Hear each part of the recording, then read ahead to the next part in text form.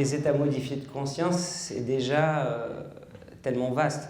Donc certains états modifiés de conscience, je pense, vont te donner accès au monde intérieur, vont te faire rencontrer des parts de ta personnalité, vont te faire percevoir le monde différemment, et puis d'autres vont te projeter ailleurs. En l'occurrence, les plantes peuvent avoir le pouvoir de te mettre en relation avec d'autres réalités, mais d'une manière aussi frontale que je suis assis face à vous. Ça peut être aussi réel.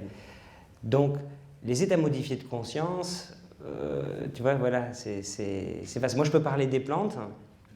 Donc, ce que tu peux te retrouver, par exemple, avec les plantes. Alors, je peux décrire le processus pour l'ayahuasca.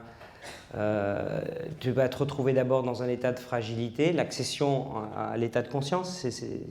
Donc, tu vas boire, tu vas essayer de te détendre, tu vas te retrouver dans un état fragile, tu vas commencer à avoir des nausées, des genres de choses qui peut-être te donnera envie de sortir de cet état-là. Il faut le laisser te gagner, et quand tu es bien fragile, comme ça, à un moment donné, la perception des organes va être différente, on va percevoir l'intérieur du corps, et puis d'un coup les visions vont s'ouvrir, des choses vont apparaître, et un des travaux est de garder la concentration, de ne pas laisser... c'est quand même si on voit des choses très belles, on peut avoir peur.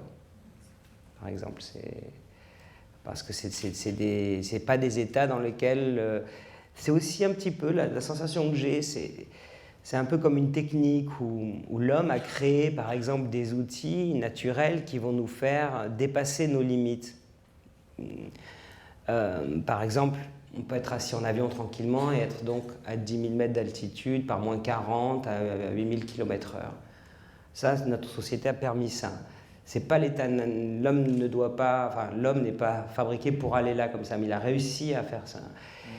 Là, la connaissance des peuples, la relation à la nature fait qu'il va placer l'homme, non pas à 10 000 mètres, mais dans un état qu'on peut qualifier d'état qu'on pourrait peut-être rencontrer au moment de la mort, ou des états où la réalité est vraiment différente. Donc on est poussé un petit peu à l'extrême. Et je crois qu'il y a aussi quelque chose dans ces états-là du corps de résistance.